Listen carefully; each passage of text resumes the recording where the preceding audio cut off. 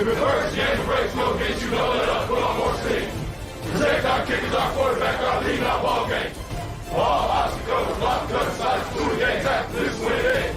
Press you again, we're here for the first minute. Carry like you never 6 minutes. Rocky Top, you'll always be. Doesn't have to be perfect, ain't gonna be perfect. We go compete for 60 freaking minutes. All right, enjoy the opportunity, enjoy the environment, and then go play our butts off, play for one another, and have a hell of a lot of fun. Everybody got me? Yes, all right. 99% of the people in this world want to be great. Would you agree with that? Yeah, they're called wannabes. 1% work to be great. Drop the mic on that. Every day, his speed, his competitiveness. Like, you know, Braz is very competitive and plays with a lot of fire and energy. We better do that on our side of the ball, right? I mean, that's what you got to have, great energy and stuff like that. But very competitive, high-level player. So that's only going to make us better. And we got a great group of wide receivers, you know, that.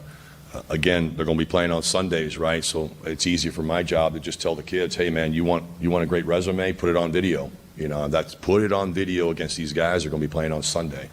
And Braz is one of those guys, highly competitive, physical player, not very quiet. You know, it's kind of cool. That's kind of like we like it. And but he's making us better. Yeah, they're scared. You feel me? Like you can't double him or chip him, or because you got me on the other side. And if you want to put a guard on me, you got Omar or Don Bailey on the 3 takes. Like, you can't do nothing with that. You feel me? So offense they see us all out there. They're scared. Everybody's worried. Like, so it feels good when we're all out there. You know, I know what I came here to do, and you know, it's my job to go and get that done. But you know what? Let's talk a little Vols. That is not me trying to take any shine away from the phenomenal channel Talkin VAWLS, and my guy Boogie Bentley runs, so shout out to them. But let's talk a little Vols here.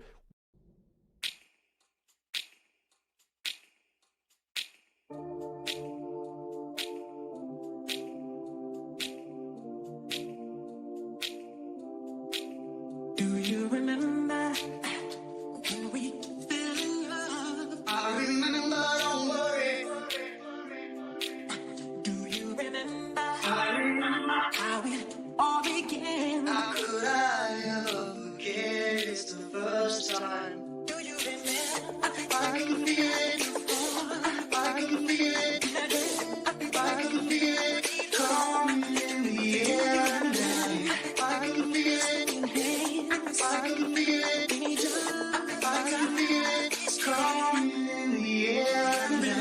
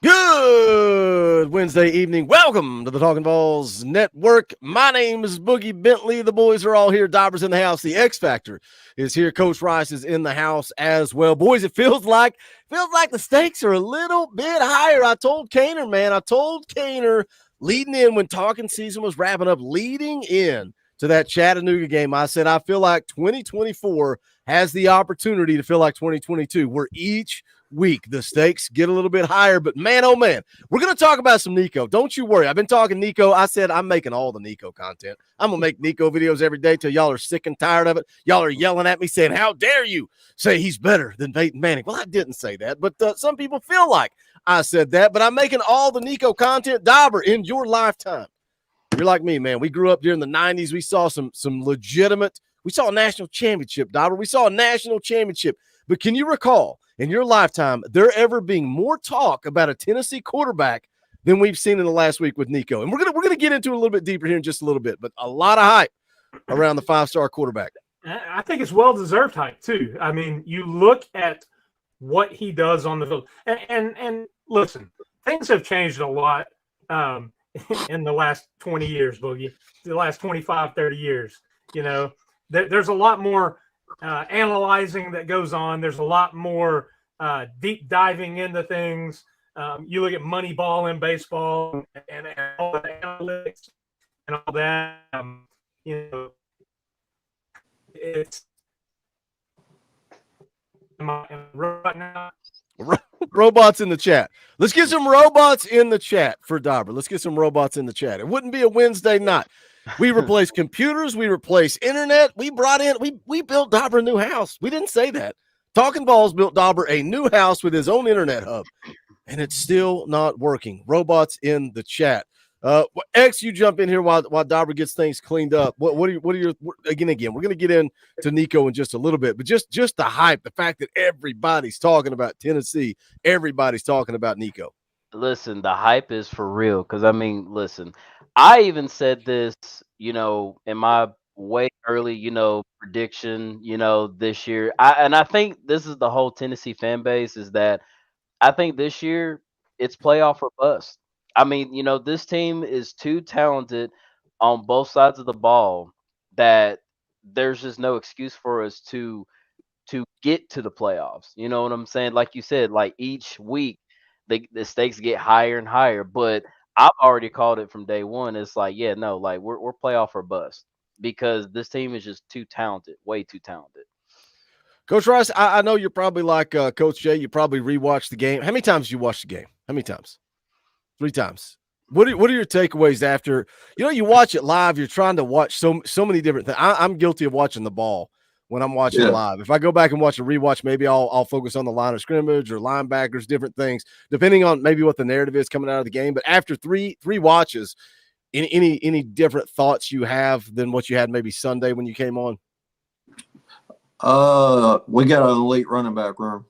I mean, we're 4 deep, and it's when you have a veteran offensive line that creates holes, and you know they rotate a lot more than I noticed during the first game on the offensive line. It was first, second series they already had new guys in rotating. I thought Dane Davis actually outplayed John Campbell in the actual rewatch. Not saying he's going to replace him, I just thought Saturday, which a lot of that's probably where Dane Davis has practiced all fall camp and John Campbell hasn't. So probably getting a little catch up there. You know, that first game, it's different for our offensive linemen.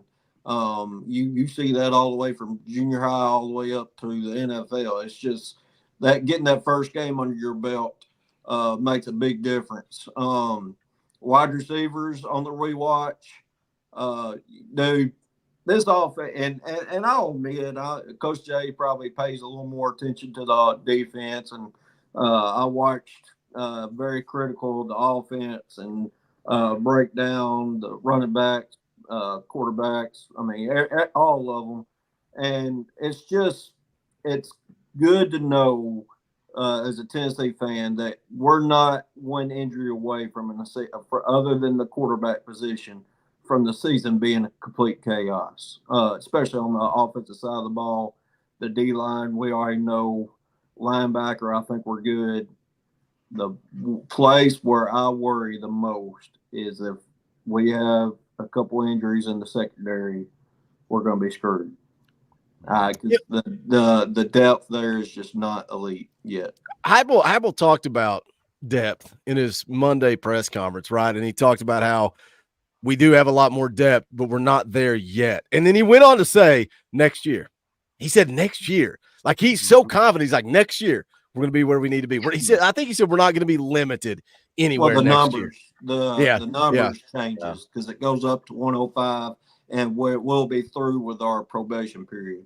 But I'm encouraged too, though, by some of the young offensive linemen that we've seen. You know, obviously that's a concern going into 2025 because Coop's going to be gone, Spraggs is going to be gone, Campbell's going to be gone, but you still got Lance Hurd, you still got Shamrod Umarov, who I don't think that left guard position is locked down yet. I think they're going to continue to rotate Jackson Lampley, Shamrod Umarov, and I think Andres Carrick. I think Shamrod Umarov has a chance to be that guy next year. And yeah, Satterwhite, seeing Satterwhite step up at center. Yeah, I think that's encouraging. And again, it's Chattanooga. We'll see how he continues to develop and grow. But you know, you got Nick Moore coming in behind him. Of course, David Sanders coming in. So I think the future is bright when you look at depth. Let me catch up with you guys in the chat. Hammered Vols headquarters for 2 says hashtag Dorfy, hashtag acknowledge him. Everybody put the ones up for Nico, the Polynesian Prince. Carl, the accountable accountant, Balaban is here for 2. Acknowledge your tribal chief, Nico Iamaleava. They're crazy. They are crazy if they don't do something with that. And maybe WWE has a copyright on acknowledge your tribal chief or acknowledge him. I don't know. Chase did well for 2. Nothing to say, just a tip in the tip jar. We are grateful for that. Thank you, Chase, for the support. Jeff for 5 says Vol World Order, because if you're talking Vols, you're talking Vols for life. You can grab that shirt at bonfire.com/store/talking Vols. Eric B. Jones, been a member for 41 months, says, what up, Boogie? Coach J. Coach J ain't here. What's Coach J doing? Hey, he's lazy, man. He takes the night off. I'm like, Coach J, I need you on Wednesday nights. He said, no, Boogie, I got better things to do. That's probably about the gamble. Probably about the gamble. Yeah, he's going to gamble. I don't know. Maybe probably he's not playing his EA Sports 25 game. I know that. He's always the last to play. Coach Rice is wanting me to tweet out and yell at people 30 minutes before we go live. I'm like, Coach Rice, I can't retweet yelling at people 30 minutes before we go live. Coach Jay takes Wednesdays off. He'll be back on Friday morning, and I'm going to hammer him with Nico questions. But shout out to Eric for being a member for 41 months. We appreciate that. You guys want to be a member, hit that join button right over there by subscribe. It's $1. It is $1, and it's why we get to do this. I get to do that Friday morning show with Coach Jay because of the members. I get to do a Monday morning show with Eric Kane because of the members. Otherwise, I'd be working for the man, but instead, I get to hang out with you guys and talk Tennessee football. Johnny Freeze for 5 says, Dorfy GBO. Thank you, Johnny. We appreciate that tip in the tip jar. Irish Smoky Vol for 2 says, good evening, Dorfy Boogie. Shout out. €2. Yeah, I don't know what Dorfy. That means. So somebody dropped a super chat last night. I don't know what planet it came from. It was a different color, but it said 10. I don't know what all these things mean. I'm not a well-educated person like you, Dobber, but I do have internet that works. Sometimes. Hey, listen. Sometimes. I bought a new Cat 8 cable. I thought it might be the cable that I'd ran previously. I don't know what that means. My Ethernet cable. A brand new cable right now. Direct wire. I told you, it got the Netgear modem and router. That's a gaming stuff. I'm going to call the internet provider tomorrow and get somebody out here. Coach Rice, you know what he sounds like right now? I hear nothing but excuses. He sounds like me on a Tuesday night playing Jaden Lofton head-to-head. That's what Dauber sounds like. Shout out to Jaden for coming on. My wife, she obviously goes to bed early, and she's like, I tuned in for she was telling me this morning. She said, yeah, I tuned in to Jaden saying, oh, Bookie, you're doing okay. I was like, wow. Thanks, Jaden. The best part of the whole thing was Jaden's family telling, don't you embarrass us. You would have thought it was a Super Bowl. And then he got this guy, Jaden goes out there and he goes for it on 4th down. He's like, shout out Coach Rice as he's going for it on 4th down. I'm like, oh, you bunch of cheesers. Adrian Wells drops a 20 spot. That's an orange boy. We appreciate you, Adrian. Biggest donation of the night. We'll play the clip. Rocky Top! Adrian says, game prediction, 4 sacks, 2 by James Pierce, an interception by Ricky Gibson, 48-17. I think James Pierce is going to be unleashed on Saturday, and I can't wait for it. And that's a bold score prediction, 48-17. I've been saying 2 scores going all the way back to the summer, but right now, going to this thing, I don't know that 2 scores is enough. I'm feeling blowout. Let's get X Factor's comments on the game against Chattanooga because he's not been on the channel since that game. So obviously domination, X Factor 69-3 over Chattanooga. Tennessee, Nico setting records, man. This is game 1. This is his first start inside Neyland Stadium. Most yards by a Tennessee quarterback ever in a half. Over 700 yards of offense for just the 3rd time. I know it's Chattanooga. You don't even have to tell the chat. It's just Chattanooga. What did you think? You got to be impressed with that first game.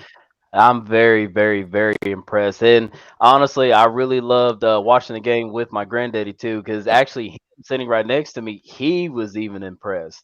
I mean, like, and he knew the same thing too. He knew like, well, it's just Chattanooga. Because it's funny because I was actually in Chattanooga spending time with my grandparents, and of course he knew this butt whooping was coming. But no, man, it's just Nico looked very, very impressive. And it's like what you said in your videos, but we get it. You know, Peyton Manning has played smaller schools like Chattanooga. You know, like Tyler Bray, all these other great quarterbacks that came to Tennessee played against these small schools. But the thing is, though, you just see Nico, and he's just got that it factor, man. Like Nico is him. Like, and I know Coach is in the chat somewhere, probably preaching to the high heavens to everybody, saying like, "See, I told you so. I told you so." But nah, very impressed with Nico. And of course, there's a few things that's a little bit more concerning because I know we'll get more into it.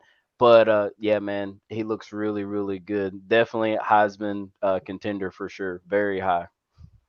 What about you, Dauber? Did you rewatch the game, watch the Heupel show, watch any of the media coverage? Any differing opinions than you had coming out of the game? No, and I'm glad you got the stats up there. The one thing that jumps off to me is you look at that yards per pass and the yards per rush.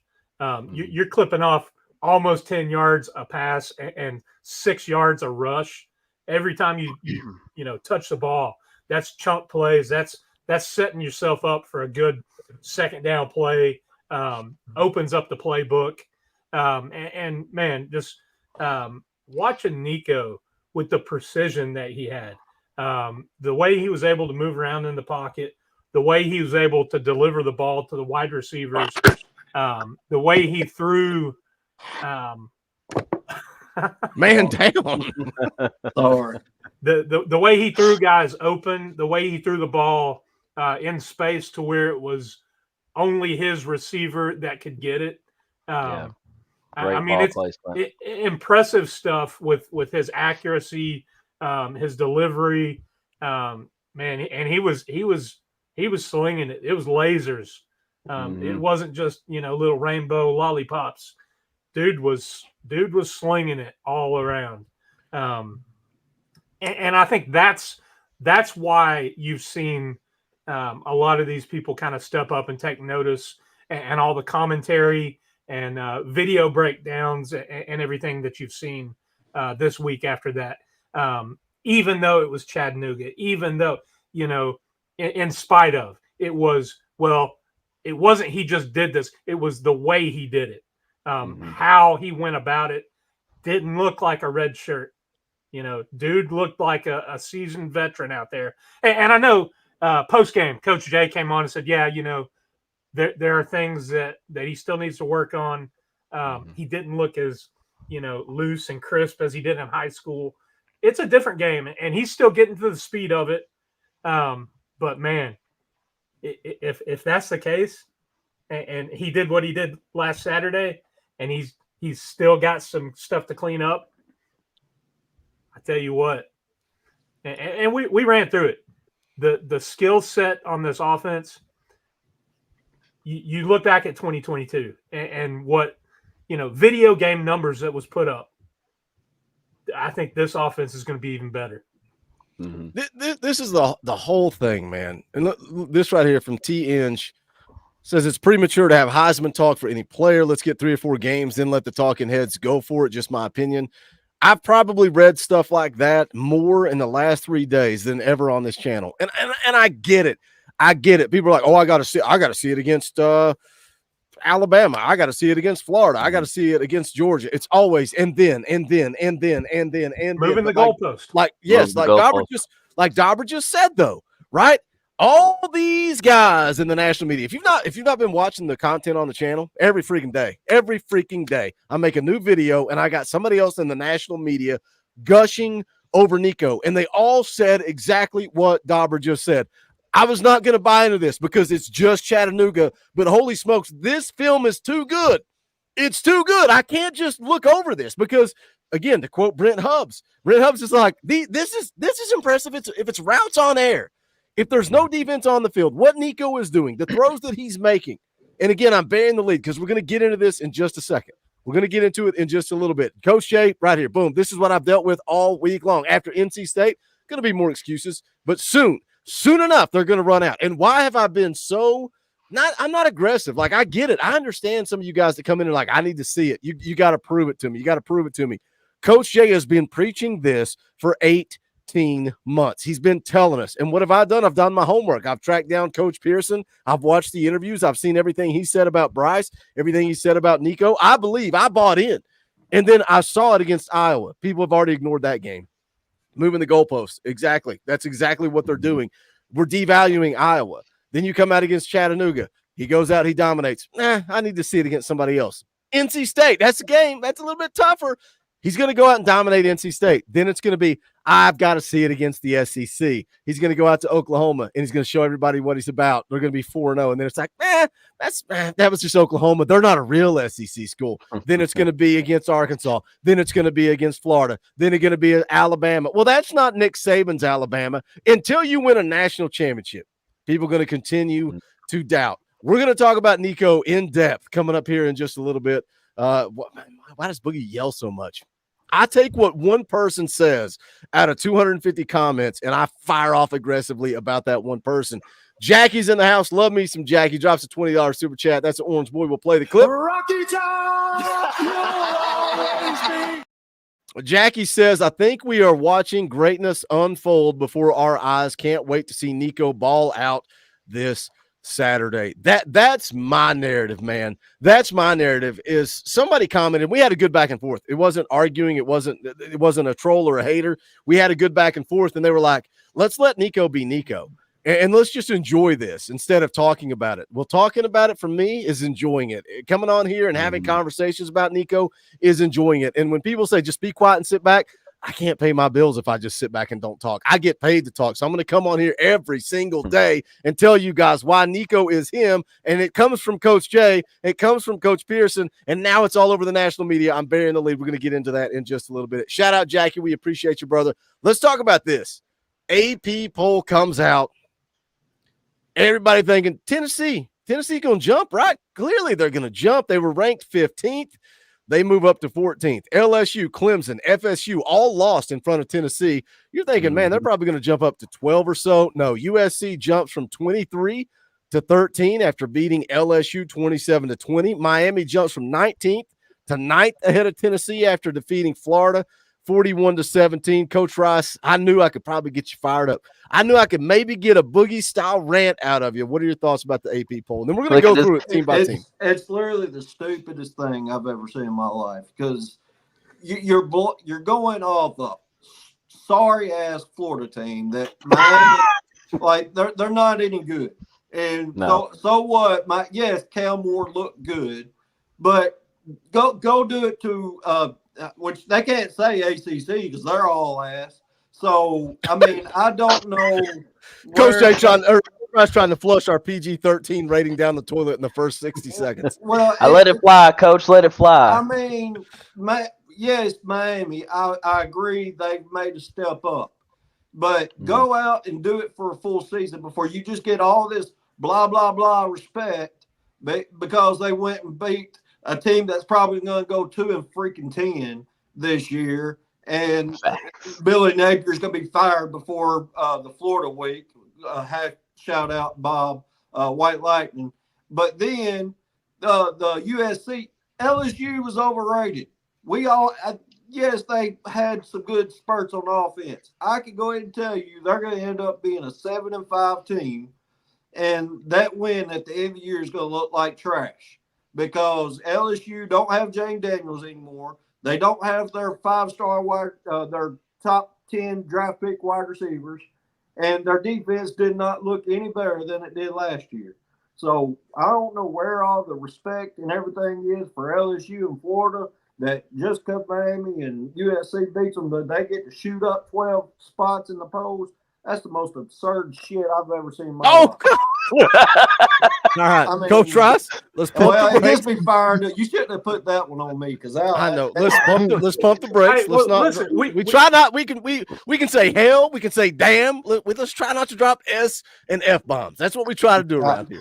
I didn't drop an F bomb, but I know. Not yet. Yeah. You were close. Not yet. Robert's like, let me talk. Let me talk.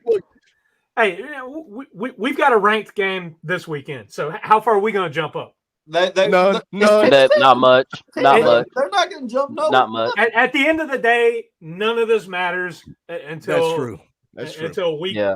What is it? 9. Go undefeated, and the polls will take care of itself. Exactly. Fact. And Fact. I mean, it has been this way for Tennessee forever. There is a national bias. I don't care what you say, how you want to argue it. There's a national bias against Tennessee. Okay. Hold on. Hold on. Mind empowerment. When we beat NC State, they will say NC State wasn't that good. 100%. That is 100% coming. And I fussed at Coach Rice, and I'm going to laugh because there's 2 Georgia fans in the chat blowing each other. This all weird. right. Beer cans and baddies, you're obviously stupid because, I mean. It's a Georgia. Wait, whoa. You got to give them a little grace. They are stupid. They were born that way because, well, Coach Rice, they're a Georgia fan. I don't believe there are good people that pull for Georgia. I think they're all terrible, ugly, disgusting human beings. I think it's just that no, there are no good Georgia fans, Eric. There are none. Hold on. Let me address this real quick. Angry Titan's laughing. He says, we want originality and truth. Let him curse. I try to keep cursing off this channel because a lot of people watch with their kids. So I try to keep that all. And off I'm the channel. sorry, That's it why just we do gets that. me fired up. Go ahead, Coach Rice. But Bear Can back, like literally, no one has shut us down. Georgia found us on a rainy day and is at Georgia. And then last year, you can throw that aside because we had Joe Milton. I mean, Joe Milton is not a good college QB. It just is what it is. Yes, he did what he's doing with the New England Patriots, but Nico's coming. Let's ignore the Georgia fans in the chat. They're idiots. Let's ignore them. Let's roll through this thing. Georgia belongs at the top. I got no problem with that. They absolutely destroyed Clemson. Ohio State at 2 beat Akron 52-6. I think Ohio State. Do they finally beat Michigan? Do they finally beat Michigan this year? No. You don't think so? I don't until they do it. I won't say they. But how long did they put up with Ryan Day? Like, he's doing great things. He's recruiting at an elite level. He's doing everything he could do. He should do, but he can't beat Michigan. At what point does the fan base kind of turn on him? It's the physicality of that game. Yeah, I mean, this year, especially talent-wise, you should be able to. But if you don't, he's going to be on the hot seat. I think Michigan's floundering now. I think they're. Yeah, I agree too. I agree. They're going down. Because look, they had their championship, and then like I said, then Harbaugh's off into the NFL now. So it's Michigan ain't the same. With an asterisk. Yeah, with an asterisk, but still, it's a lot. Ohio State, something about their not being able to match up with Michigan's physicality. I mean, I would give nothing. I wish they both lose, but I mean, it is what it is. We just got to handle our business, and I think Michigan gets beat by Texas Saturday. Well, yeah, I do say that. Oh yeah.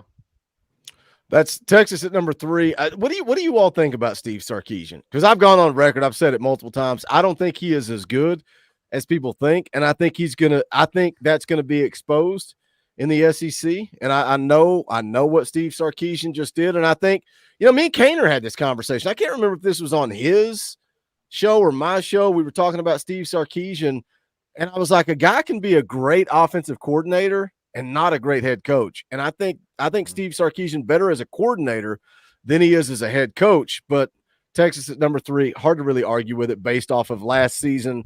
What would they do? They beat Colorado State 52-0. Yeah, I will say, like, I know everybody was wanting to match up with them this season. Honestly, it would be a shootout. I mean, it'd be a very, very exciting game because both teams are very high power offenses. Like that game would be a shootout. See, personally, I think Michigan's going to struggle with them. Um, I they did struggle this last week, but I mean, and Sarkisian, he's a great offensive coach. He's a lot like Kalen DeBoer at Alabama. I question him too. Yeah. He knows his X's and O's. He's a good relationship guy. But is he going to be able to put both sides of the ball together and be able to go win in the big games against the big teams week after week? And the thing is, week to week. Yeah, week to week. It's Week to the SEC. You have that gauntlet of a schedule week after week after week, and it's a grind. So can they string it along? Well, Texas has one of the toughest schedules in the country, and we will see just how good Sarkisian is after this year. You roll down to Alabama next, coming in at 4th, and again, with Kalen DeBoer, I question, and it's not that I don't think they like, can they be elite coaches? Sure, but again, Coach Rice, you talk about them being a one side of the ball. How does that translate to being the CEO, right? You got to hire the right guys, because everybody can say the same thing about Josh Heupel, right? He's an offensive mastermind. What has Tim Banks done with his defense? He's made it better year in and year out. Man, Coach Rice, that phone is drunk. Year in and year out. But Kalen DeBoer coming into Alabama, who really wants that job? Who wants to follow the GOAT? Who wants to follow Nick Saban? And I know he was talking about it on College Game Day, and he's like, "Oh, I only answer if he asks me questions. I don't bother him." I said, "Bull crap! Nick Saban is all." They gave him an office for a reason. His fingerprint is all over that program. Kalen DeBoer is looking over his back. I don't think Jalen Milroe is as good as people think he is. Maybe he does, though. What do you think, Coach Rice? Jalen Milroe probably fits into Kalen DeBoer's offense better than he did what Nick Saban was doing. Yeah, without a doubt, he fits in a lot better. I will give him this. He's an elite deep ball thrower. He is very good at throwing the deep ball, and the way his athleticism is what scares me. Yeah, his feet. Yeah, he's got speed. And I will give DeBoer. I think he's more likely to succeed than Sarkisian long term. I do, mainly because Alabama's got that that reputation that Texas not so recently had 5 and 7 reputation. So, but I think that fan base is going to be so impatient. Yeah. What happens if he goes 9-3, 8-4 in year one? What happens when he loses to Tennessee in Neyland Stadium coming up at the start of the back half of the schedule? I think they're going to have a short leash with him. Let me catch up with the chat. Scotty O's for 5 commented that the Bama game is the first game Nico may take meaningful fourth quarter snaps. I'll stand on that. I could honestly agree with that. I can agree with that. I'm telling you, going into this game coming up on Saturday, I'm like, it's a 2-score game. Now I'm starting to lean towards blowout. I've not even ironed in my pick yet. I'll have to figure that out in the next 30 minutes to an hour. But I've already said it, man. Tennessee beats Oklahoma. They're going to beat Florida, and they're going to beat Alabama. I believe that. Knoxville Predator catcher for 5. Bold prediction. We finished 11-1, host 10-2 Ole Miss first round of the playoffs. Imagine that. Imagine Lane Kiffin. Imagine Lane Kiffin coming back to Neyland Stadium in the first. How cool is that? Hosting a playoff game. Oh my! What an atmosphere that will be. Better get your golf balls and mustard bottles ready. Yeah, I mean, speaking of that. Yeah, I didn't sign any mustard bottles or golf balls.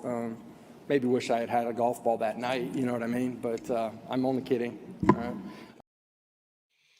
He's only kidding. Robbie's in the house. What's up, Soar the Demon? Member for 17 months. We appreciate that support. Guys, get in where you fit in. Hit that join button. If you don't have a Power T beside your name, I've heard you're a Georgia fan. You can help support this channel for the fans, by the fans. All these big-time media, national guys competing with us, but we're trying to compete with them. We need your support. Shout out to Robbie for being a member for 17 months. I will say this. Stop treating these rankings as any sort of accurate. We have seen them fail when they ranked Bama ahead of us in 22 and more. Yeah, it's just a talking point. Dauber hit the nail on the head. None of this matters. In the SEC, if you win and you take care of business, none of this matters. But it's a talking point. It's worth kind of going through team by team and seeing what it looks like. Scotty Oates for 5 says, hey, you are allowed 1 F-bomb per PG-13 film. LOL. He says, LOL. We can win by 40 against NC State and we'll drop 3 spots. I don't know that Scotty's wrong. I will drop an F-bomb if that happens. Yeah, let's try to keep the F-bombs off the channel for all of those watching with kids. I've gotten so many messages from people that say, thank you for keeping your show clean and not dropping F-bombs, not cussing and carrying on. And then I tell them, just don't tune in on Tuesday nights. Evan Counts for 5 says, almost seems like Tennessee fans have been indoctrinated by the sports media to believe Tennessee hasn't been and never will be a top team. Yes, it's battered Vol syndrome, Evan. That is what I've said. That's how I've responded to so many comments that I've got about Nico. You need to be patient. We need to take it one game at a time. No, we don't. We are fans. We need to react and be emotional and have fun with it. Let Josh Heupel worry about that. And I saw where Brad, I don't know if Brad's in the chat or not. Somebody commented and said, we got to take it game by game. Stop overlooking people. And Brad's like, if Tennessee football players are listening to Talkin VAWLS, then we got a way bigger problem. If they're listening, that's fine. If they're listening and that's impacting their preparation, that's a huge problem. Peyton K for 10 says his ball placement is what stands out to me, regardless of the team. Also, UTC is in the top 10 in the FCS, not a bottom dweller. Still Chattanooga, but I agree. His ball placement, right? How many times did we see last year? Throw a dart at the dartboard. Ball placement was not where it needed to be. It doesn't matter if it was Austin Peay or if it was Texas A&M. Like I said, Brent Hubb's saying this is routes on air stuff, and it still looks elite. Evan Counts for 5. Tennessee sacks McCall in the end zone for 2 points on Saturday. Tennessee gets the dub, 46-23. I like the sound of that score. I like the sound of that. Oh, you don't think they score that much? No. Don't bury the lead, Coach Rice. Don't bury the lead. Angry Tide for 2. Next shirt, Polynesian sauce. I like that. I kind of like that. I kind of like that. Scotty Oates for 5. We get to be reasonable psychos now and forever. That's exactly right. That's what we do. We are fans. We're going to overreact to everything. All right, let's roll on down here. Notre Dame, Coach Jay's favorite team, beat Texas A&M 23-13. They go from 7-5. I got no problem with that. I think Notre Dame gets exposed eventually. Yeah, Ole Miss 6. That's where they were before. They beat Furman 76-0. What about Oregon? What do you think about Oregon, Dauber? 24-14 win over Idaho. You think they should have dropped? They dropped from 3-7. Yeah, I mean, it's media darlings. It's there's a little bit of who your name is, who you played, who their name is that plays into this right now. Nike money. Money. Yeah, Nike money. mean, it's all that, and like Coach Rice said, it is a bunch of BS. I mean, right now, it doesn't matter. It's some dorks, running a computer simulation and spitting out numbers instead of eyes looking at games and evaluating the quality of teams that somebody has played. Look at Miami and Florida. Florida is terrible and going to struggle to win games, and Miami jumps up after beating them just because of the name attached to Florida. I think Oregon didn't fall as hard as they could have because of their name. Y'all, this may be the first time in the history of Talkin VAWLS. Y'all just made me end the segment. I'm done. I was going to go through every team that was ranked ahead of Tennessee. I'm done. I'm ending it because y'all, I mean, in the grand scheme of things, y'all are right. The preseason polls don't mean anything. I wish they would wait till week 4, like maybe week 4, right? Yeah, and then bring out the first poll. So you've got a body of work at that point. Well, and then honestly, that's why I love the playoff rankings when they come out, because you have a pretty big sample size body of work when they come out in week 7. I mean, you actually know what the team is and how they do it, which it is going to be a little different because now it's 12 teams in the playoff. But I mean, and just going off of Oregon, and this will be the last thing, obviously, because we're changing the script. But Oregon, I think they'll be okay. They're just way too talented. I think it was just one of those first game seasons. You know, it happens every year. Every year, you'll have a really good team struggle against an inferior team, and then go on and play great the rest of the season. It just happens. I mean, it is what it is. But just the rest of the schedule, I mean, the rest of the AP polls, it's really like Dauber said, like Boogie said, it really don't matter because at the end of the year, especially being the SEC, and I'll even add the Big Ten to that. If you're in one of those two conferences, if you go out and win your games, you're going to, at the end of the year, you're going to be where you want to be. We got 406 people watching live on this Wednesday night. We appreciate you guys tuning in to Talkin Vols. Do us a favor, smash the thumbs up. That's quick, free, and easy. Helps the channel. If you want to hit share, blast this thing out on Twitter, Facebook, Instagram, wherever you get social with your media. Let somebody know we're live. We would greatly appreciate it. Again, Friday morning, me and Coach Jay doing the morning show. You can grab some coffee, come on here, hang out. I'm going to hammer him with all the Nico questions. Saturday morning, we're doing a little something different. I like to do game day videos, particularly when the game's later in the evening. Coach Rice, Coach Jay, we're going to break down this game. Coach Rice is going to break down the NC State offense. Coach Jay going to break down the defense. They're going to give you some keys to the game. That's going to be fun. It's going to be dropping early on Saturday morning to get you guys ready for kickoff. Let me catch up with the chat. J-Ball for 5 says, Lane comes back to Neyland. I'm buying a 105-ounce jug of mustard and a bucket of recycled golf balls from Costco. I will see you in Neyland with my 9 iron. Shout out J-Vol. We appreciate it. Jackie for 5. I think we win by 21 points against the Wolfpack. I'm starting. Coach Rice is already, he's like, I may make Coach Rice go last because he's dropping the hammer on NC State. Captain Woodland for 5. Tennessee rolls this Saturday and wins big, 42-24. We end up ranked 13th. They will do their best to keep us below 12 for as long as possible. GBO. Captain Woodland, it ain't going to matter.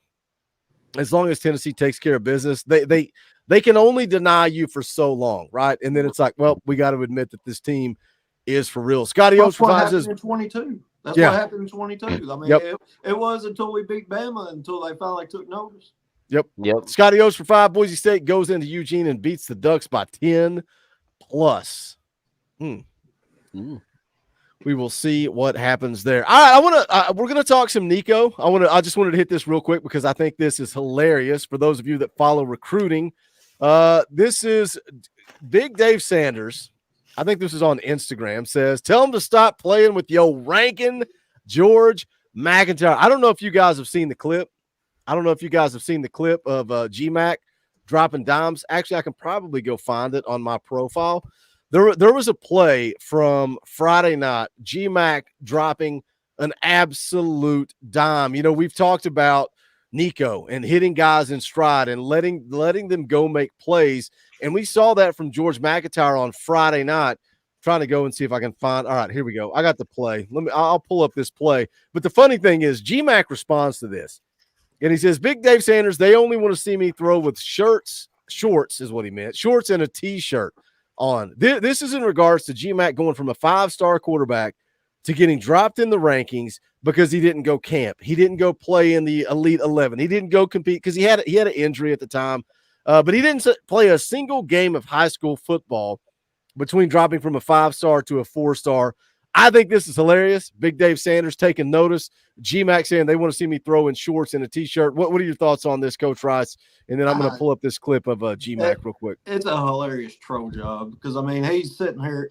He's admitting that's what happened because we all know that's what happened. He didn't go to the Elite 11, so all right. Well, we're going to do the players that actually went. So his ability didn't change. He's still a no quarterback. I mean, he's going to be. I think at the end of the day, he plays an elite schedule, elite competition week in, week out. If they weren't supposed to win this weekend, what'd they do? They went out and win.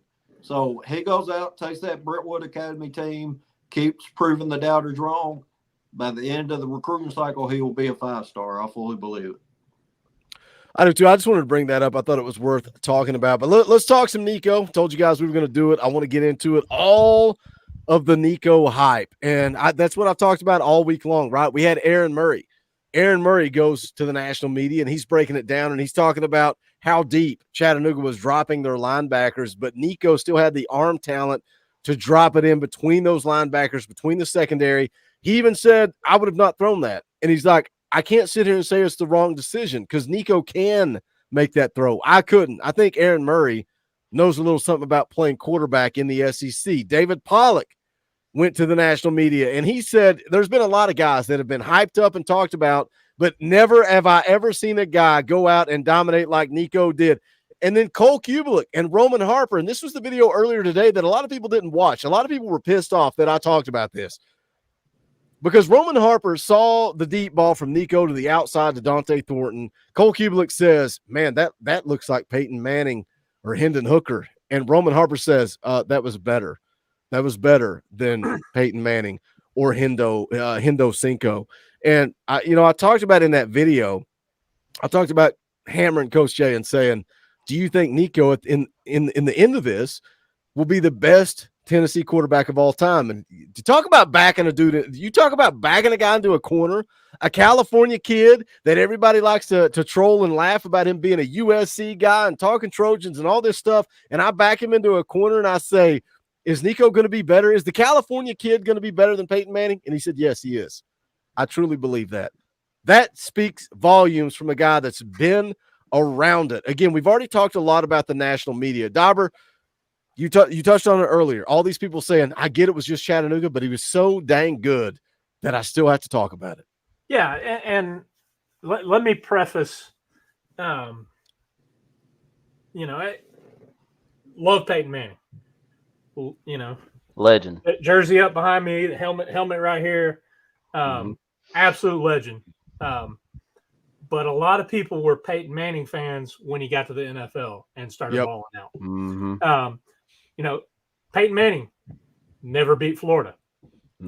Peyton Manning, there were a lot of things at the University of Tennessee Peyton Manning did not do. Not the greatest road record. That goes to the Iceman, Casey Clausen. He was a road dog. Go on the road and just ball out in hostile territory. Listen, Peyton was great, no doubt. There have been other greats. Nico is, I think he's a generational talent. I think he's got the athleticism and skill set to play. And I think you marry that with Josh Heupel's offense, and you marry that with the schemes that they're running and the skill set of those that are around Nico. I said it earlier, talking about video game numbers from 2 years ago, and I think this offense could be better. And don't get me wrong, Peyton had Marcus Nash. Peyton had a lot of other guys, but elite defense. The game was different. Yep. Peyton also played for Mr. Philip Fulmer, who was grinded out, smash mouth football. It wasn't different game, different styles. So different era. It is. It's hard to. It's almost apples and oranges, man. I think we've seen lots of great dudes come through and put their mark on the game for the University of Tennessee. I think Peyton gets a lot of clout because of his successes that followed him to the NFL. But an amazing ambassador for the university, for the state, for the program. So do not get me wrong. I'm not ripping on him at all. But Nico's got a chance to be very, very special. And nobody's sitting here saying that Nico's better than Peyton Manning. No. We're saying if you can't see, if you've not listened to everything we've said for the last year, and now see it with your like that eye test, right? I trust Coach Jay, and then when I track down Coach Pearson and I hear what he says, and I believe him because I believe Coach Jay, right? That trust factor's there, not the X factor, the trust factor. But it's like when you see it with your own eyes, I get that it's Chattanooga, Coach Rice. But dang, if something didn't look different in that game, even versus the bowl game, which I thought he looked great in the bowl game too. Yeah, and then I want to ask you this, Boogie. You know, remember a few weeks ago when we were doing our predictions and everything, and I said this year's Tennessee team will put up more points per game than 2022. And that's how you feel about it now? How you feel about it now?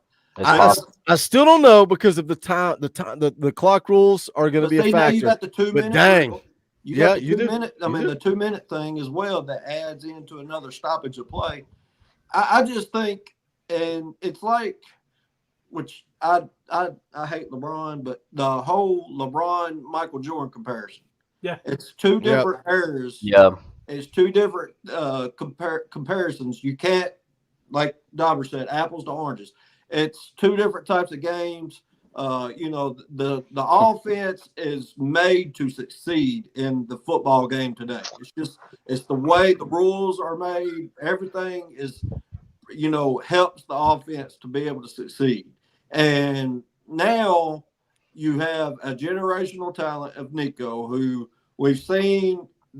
Granted, it's Chattanooga. You might as well say he was throwing balls on routes on air, because where he is putting those placements, they were unguardable, y'all. It was unguardable. So you might as well say it was routes on air. So it's to the point where if he goes out and does this week after week after week, which he does, he has to go do it against the elite of elite competition in the SEC. And we'll start seeing it this week because NC State's no throwover, even though I think by the end of the game it will be. We'll be able to see what Nico's all about, not only because of his skill sets, but because of his poise, because of his maturity as just a redshirt freshman. All that's coming into play, and that's what all these national media members are talking about, because it's not just, oh, he made this crazy throw. No, it's everything that this redshirt freshman is already showing involving the whole game. I'm going to try not to yell at somebody right now. I'm going to try not to yell at somebody. Chris Lee, how are we even comparing Nico to Peyton already? Follow the storyline. Follow the storyline. We have talked all offseason about how Nico is him and his high school coach who, just so happened to coach Bryce, right? And watch Bryce go to Alabama and win national championships. He saw Bryce win a Heisman Trophy. He saw all that. Like, you can't get closer to the guy than his high school coach, right? And you're talking about elite level talent. Follow the story. Elite level talent. I'm not going to yell at you, Chris. I'm not going to yell at you. He's been around Bryce. He's seen him win a Heisman. He's seen him win a national championship. He's seen him be a number 1 draft pick. And Chris, he also coached Nico. He also went and coached Nico. And he said Nico was going to win a Heisman in college. He said Nico was going to be the number 1 overall draft pick. He said Nico was better than Bryce. And I get it. I get it. It's why it makes me so mad, because I get on here and talk about it, and I say Nico still has to prove it. And it's why I keep going back to the dang clip, because I love it, because Nico is the most mature dude that you could possibly imagine to be a redshirt freshman and be like, cool as a cucumber. I love this clip. No, I know what I came here to do, and it's my job to go and get that done. He knows it. He knows he's got to go prove it. It's 2 games, bro. It's 2 games. Like I said, you got to think of Iowa from the bowl game last season. So he had technically played 2 games while at Tennessee. But here's my whole selling point, man. He goes out and he does it against Chattanooga, and again, everybody's talking about it. It ain't just a bunch of East Tennessee hicks getting on here and blowing smoke and all that stuff. It's Aaron Murray, a guy that played quarterback in the SEC. It's David Pollock, a guy that played in the SEC. It's Cole Kubelik, a guy that knows a little something about college football. Roman Harper played defense in the SEC. These guys that know way more about football than any of us. Chris Lee, we don't play Super Bowls in college football. We're talking about college football. We're not talking about winning Super Bowls. We're talking about college football. I mean, that's what we're talking about. Even when you even have coaches like Urban Meyer, it's funny because I was at work and I was on Don't Twitter. bury the lead, X. Don't bury the lead. Don't bury I the mean, lead. no. I'm just not. But I'm just saying. Yes, We got it queued up, ready to go, X. All right, well then here we go. Like I said, look, this man alone. Like I said, we all understand. I hate Florida. Can't stand Florida. What it stands for, everything else. But for this man right here to watch like I said, the Chattanooga game and watch Nico play, and he's impressed to say like, yeah, like this dude is he's that dude. Like look at that comment. Him. 2 games, 104-3. Yeah. I don't care if you're playing a middle school team. Nope. 2 games, 104-3. This is what X is talking about. We got it queued up. We got it dialed up. Does Urban Meyer, like this? Gosh, I'm trying not to yell at people because it's like Coach Jay said. After he goes out and dominates NC State, we're going to move the goalpost again. That doesn't matter. He's going to go do it against Oklahoma. We're going to move the goalpost again. That doesn't matter. Until he wins a national championship, till he's 47 years old and has won 3 Super Bowls, then people will start to buy in. Let's enjoy the freaking ride. Let's enjoy the elite level quarterback that we have.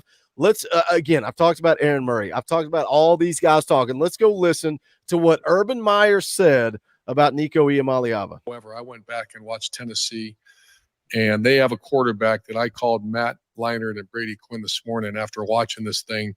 His name's Nico Iamaleava. Okay. Call him Nico. That's my old that's the old Polynesian background. The old Polynesian and you coming out. I'm telling you this now, Mark, and I watched the whole, and it's Tennessee Chattanooga, so they were overmatched, the opponent they played. I mean, they were so much better. But this guy, as far as a body type, to stand there athletically and throw the ball came out like a missile. He was a 5-star product coming out of high school. I asked this question: is he a top 10 pick in the NFL draft to Brady and Matt? They obviously got. Did you hear who just talked about? You guys paying attention? Talking to a couple of NFL quarterbacks. If Nico is him, if Nico is legit. Another year left. This guy is unbelievable, Mark. I can't believe. I know they had Joe Milton, I believe, last year, but this guy is a monster. Nico. Because of him, I'm putting them to cover the spread, and I think they'll be a playoff team because of this guy. That's how on one. Coach. I know it's Chattanooga. Oh my gosh, I'm about to yell at Chris. He bleeds orange. Going to take my kid who is saying the same stuff. Does your child know the same thing that Urban Meyer knows about football? Does your child know the same thing that Aaron Murray knows about football? Does your child know the same stuff that these David Pollock, all these guys that have played football at an elite level? It's cool that your kid can see it, but you got to realize what the source is. You got to realize what the source is. I'm putting them to cover the spread, and I think they'll be a playoff team because of this guy. That's how on one. Coach. I know it's Chattanooga. This guy's go check him out, Mark. Coach. All right, we're gonna move over to Josh Pate. I've not let Josh Pate come on here and talk in a minute. Let's let Josh Pate talk about Nico Iamaleava. And that is, well, at least I think I know. Nico Iamaleava is a bona fide Heisman contender right now. That's all you need. Just cut the video off. That's all you need. Guys, there's media members gushing about this dude, and all we've played is they see it. They don't have to see anything else. It's the fundamentals that this kid has as a redshirt freshman. He's accurate. He's got the arm strength. He's got the poise. He's a bona fide leader of the locker room. It's not even close. We're not saying that he's better than Peyton Manning right now. We're saying what he has at the end of his Tennessee career, we think when all the stats and everything's put together, he will be better than Peyton. And at the end of his career. We're not saying right now because he still has to go out and prove it. But this kid, you go out and watch every former head coach, former football player. They're all saying the same thing. Why is that? Because they've seen it before. They've seen these generational talents. They know one when they see one. Well, let me try to sum it up, like in totality, all the commentary from everybody. It's not what he did. It's not who he did it against. It's how he did it, how he went about it, and it's the eye test. It's the body of work, not who he performed it against. But you look at what he was able to do, how he was able to see the offense, and run it. Who made Coach Rice mad? What did you say, Dauber? What did you say? Was it this right here? Is this what set you off? Yes. That's what set me off. I knew it. I knew it. And then Elijah Moore comments and says, that's what they've been saying the whole time, bro. The whole time. Sorry, Dauber. We cut you off. It's all good. Like I said, it's not what he did against Chattanooga. It's not those stats right there on the screen. But by the way, those stats are from a half of play. Kid didn't even play the whole game, and still, was able to do that. That's a great point right there too. Nico is way better than Peyton when Peyton was a freshman. Yeah, Like, Peyton wouldn't have seen the field had Todd Helton not got hurt. Exactly. You're right. Todd Helton and Colquitt. Had they not got hurt, Peyton wouldn't have seen the field. I just think just this whole, like I said, the whole narrative of the thing of it is I get it, guys. It's batter ball syndrome. Because of the fact that Peyton didn't win Heisman the year that we all think he was supposed to win it, I get it. Like, it's batter ball syndrome because, we're seeing Nico, and, I get it. You guys want to move the goalposts and say, oh, I got to see more. I got to see him play against, SEC opponents. This is and that, da-da-da-da-da. But like even Coach Rice said, at the end of this season, guys, and when we get into the playoffs, because I believe this team is very talented to get into the playoffs, when all the stats are set in stone, listen, I'm telling you, Nico Iamaleava is going to be our Heisman quarterback coming out of the University of Tennessee. You got to believe it, guys, because listen, look, the talent is there, man. And like even what Dauber was saying, we all been saying, we get it. It's Chattanooga. We've been saying that this whole week. I get it. It's Chattanooga. But you look at just how he took command of the offense, how he took command of just his ability and his athleticism. I mean, dude, it's just you just can't really describe it into words of what you're witnessing. Like literally watching greatness right between our eyes. So, guys, you got to get excited for it, man. This is the best time to be a Tennessee Volunteer fan. Let's hear the rest of what. Let me rewind it. God bless me. We ran him off. Chris left. He's like, okay, y'all got me. I'm out. And then Mark Cole's like, Chris Lee for Heisman, smart man. Why is it the non-members? Like gather up together and support each other? I think he's being sarcastic. Maybe he is. Maybe. I don't know. Nelson, good Lord, rewind at 30 minutes, Nelson. I've been screaming and yelling at people in the chat. We got almost 500 people watching live, guys. Smash the thumbs up. We appreciate you guys hanging out with us on a Wednesday night. It's all in good fun. When we yell and we argue and we bicker, it's like, look, that's what this channel is all about. We can agree to disagree. Chris disagreed. I told him why he was wrong. He can tell me I'm an idiot. Frank Rock wants him to be a co-host. That's the way things work around here. Let's listen to more. Actually, we got a surprise for you guys. Sit tight. We got a surprise. Let me let this clip from Josh Pate play out. Then we got a surprise for you guys. And that is, well, at least I think I know. Nico Iamaleava is in the house. I'm is kidding. a bona fide Heisman contender right now. He's going to be in this thing all year. This is a superstar. You're seeing it unfold right before your eyes. It's likely that college football has not fully caught on to it yet. They know his name. They know he's at Tennessee. They know Josh Heupel scores a lot of points, but they're still thinking to themselves, oh, he'll have to grow into it. Maybe like next year. Nah. This year, he is a Heisman threat. Come on. This year, Tennessee is a threat to compete for the SEC championship because they may end up having, not right now, but when the tale is told, they may end up having the best quarterback in the conference. Carson Beck is that right now, I would say. Jackson Dart's up there. Milrose up there. It's a pretty deep year for quarterback, but that guy right there has a higher ceiling than all of them, and he's playing for Josh Heupel. So he's playing in the right offense. He ran against Iowa last year in the bowl game. He used his legs, but ultimately, you saw what he did against UT Chattanooga. It's really tough. It's tough because it's Chattanooga. And I know a lot of you didn't watch that game. If you did watch it, you saw some stuff that you only see from the quarterbacks that are going to go on to be great. It's just a different look. I don't know what to tell you. Go look it up yourself. You will say, I don't care that this is Chattanooga. That is a superstar. All right. That's what every media member, no media member says. That's what we've been saying. They don't care that it's Chattanooga. This kid has every making to be a superstar and a future Heisman winner. Let me catch up. Let me catch up with you guys in the chat, and then I promise you we're gonna have a sermon. We're gonna have a sermon real quick. Scotty O's for 5. He will be in Memphis this weekend. I'm gonna try to go see him play. Hell, I've been godsend when he gets behind an actual O-line. He's talking about George McIntyre. Sean Cross is in the house. What's up, brother? Just hopped on. Good evening, men. Good to see you in the chat, Sean. Rolly season for 5. I'd say hype limited his bowl scheme to hide Nico from offseason national hype. But you also got to realize they were running a specific offense that entire season. Joe Milton's offense. Yeah. You can't implement. Yeah, you can't implement an entire offense in a month. Jackie Pickle been a member for 9 months, about to give birth to his little tiny baby, Talkin VAWLS baby. Coach Rice, do you think Nico passes for 400 yards in this game on Saturday? 350 plus. I'll go 350 because Dylan Saps is going to run for 200. Evan counts for 5. It's not that we ate the steak that Nico cooked. It's how Nico cooked the steak. Yes, sir. Lance has been a member for 14 months. We appreciate you. Guys, think about hitting that join button. Just $1. You guys support the channel. We would appreciate it. Captain Woodland for 5. Sell out to stop the run. Nico will pick you apart, back off into coverage. Sampson will bring a 20-yard run up the middle.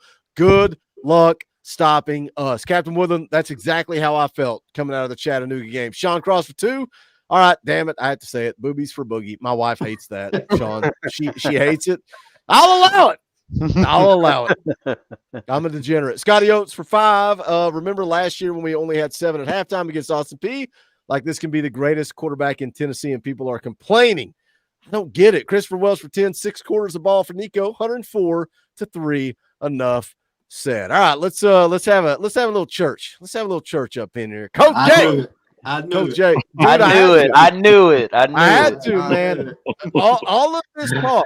All I've done is make videos about Nico. Coach Jay has been preaching to us about Nico for 2 years. We got a little glimpse of it in the bowl game. He comes in against Chattanooga, and we finally see what he's all about. Coach Jay, you've seen all the national media. Everybody's talking Nico. Aaron Murray, David Pollock, Josh Pate, JD Piquet. Everybody's talking Nico. Like, just talk. Just talk. Go ahead. Preach, preacher. Preach. Go ahead and let us know. I get everyone's hesitation. Everyone's a little bit scared. We've been hurt, man. We've been hurt, right? We've been hurt. We were with a beautiful, beautiful girl back in the 90s that treated us well. She had a great smile. She was cute. Every guy wanted to be with her. Every girl wanted to be like her. And then she left us. She left us and went long way away, and we became a goofy dude playing Dungeons and Dragons and World of Warcraft in their basement. No girls. Not that there's anything wrong with that. Not that anything's wrong with that. I'm a nerd. I like fantasy too. But, no girl wanted to give us the time of day. And now, all of a sudden, 90s Kelly Kapowski's come back, right? 90s Kathy Ireland has come back. Insert, whatever. I don't know. I'm not young. Cindy Crawford. Cindy Crawford is back, guys, right? So we're with that prettier girl again. She's smiling at us. She's looking at us real nice. And the national media has snapped up and gone, hey, what's Kelly Kapowski doing Dayton, Tennessee again? What is Kelly Kapowski out there doing with the Vols? Well, she left AC Slater's Georgia ass behind, and now she's with Tennessee is what happened. And Retro, you got about 7 more weeks. Georgia fans, you got about 7-8 more weeks of excuses. So get them ready. Get them ready. Get your excuses ready. I can't wait to hear them when they happen. Listen, we can doubt Nico all we want, guys, and doubt him. That's all I got to say. Doubt him. Keep doubting him. Coach Jay been taking screenshots of everyone doubting him on the internet. He's been keeping a meticulous notebook of them doubting it. Enjoy the doubt. Eat up the doubt. Relish the doubt. Love the doubt. Because, man, it makes it taste really sweet when you can stick that doubt straight where the sun don't shine. Have you been angry this week? I know you've not been on here. I'm excited, man. I don't think you scroll. Excited. You don't scroll I know, but it's just frustrating to see Tennessee fans doubting. And I think it is a little bit of battered Vol syndrome, right? It's like, I need to see it. I need to see it. But for me, when I've had you on here and I get it. Not everybody's tuned in all off season. Not everybody's watching in the middle of July when we're talking about Nico, but it's like, man, I trust you. I've seen you break down film. I've seen you talk about guys like Braylon Staley and guys like Mike Matthews and guys like Jordan Ross. And I trust you, right? And then you point me to Coach Pearson. You're like, Boogie, go watch these videos. And then I'm like, all right, I'm going to go see what Coach Pearson, who is closer to it than you are. And I'm like somebody on VolQuest commented just within the last month and was like, dude, that video Boogie made about Coach Pearson is must watch Talkin VAWLS. You have to go watch it. Like if you're doubting Nico, if there's any questions about Nico, go watch it. And I get it. That's his guy, right? Nico's his guy. What is he going to do? Say Nico sucks? But when he is comparing Nico to Bryce and he's like, Nico's the better quarterback. God, listen, can I clear something up on that real quick? Because I think it's important. I coached Bryce when he was a kid, when he was little. I love that kid. I was in the comments when he thanked all of his coaches, when he thanked his fellow players, after he won the Heisman. I'm in those chats, guys. I love Bryce. Bryce is my dude, right? I wouldn't say something like that if I didn't believe it to be true. I wouldn't stand up here and say it, because guess what? Sooner or later, I'm gonna be in front of Petey, right? Looking him right in the eyes, saying, "What up, Bryce? Like, how you doing?" Right? And he can be like, "What, coach? Come on, you see the hardware, though. You see the hardware, right?" Listen. Sometimes, and Coach Rice can probably tell you, man, sometimes you see something in a player and you don't even know if it's real. It's so good. It's just different. It's just totally different. I can't quite explain it. I knew how special Bryce was. He was just, you see what he did, guys. He was beyond special. And I knew it at that time. And to step out and say something about someone coming up into that league, I had to believe it. And I believe it. And if I'm wrong, I'll die on that hill, because I believe what I've seen with my own two eyes. I think Vol Nation is seeing it now, man. I'm excited for everyone to be on this ride, because I do think we have someone special. And so, yeah, is doubt going to creep into your all's heads? Yeah. Was it a couple games? Yeah. Does he need to prove it on the grass in the SEC? Yeah, we've said all that, right? It will. I'll be the first. Hey, he goes up there and lays an egg against NC State. Coach Jay will be up there saying Nico laid an egg against NC State. Will it hurt me? Sure. But I'll be up there saying it. But I don't see it, guys. He's special. He's going to keep doing Nico. He might have moments, but he'll learn from them. He'll get better. He'll keep moving forward. He'll keep pressing on. He'll play hard. He's a special talent.